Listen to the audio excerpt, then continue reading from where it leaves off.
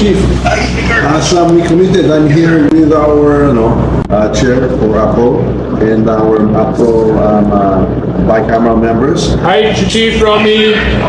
Please kindly convey to the entire AFP, to our men and women in uniform, that as we committed, that the subsistence daily allowance from 150 to 350 has not only been affirmed, but has been approved and is being signed right now. We will ratify the bicameral report this afternoon. So please tell them that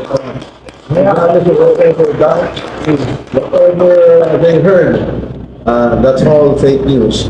Basta nagsalita tayo when we speak. I as the speaker in the House, when we speak, we mean it and we will always deliver.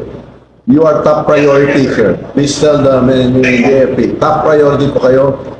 And we are fully committed to support all of you and to keep your morale.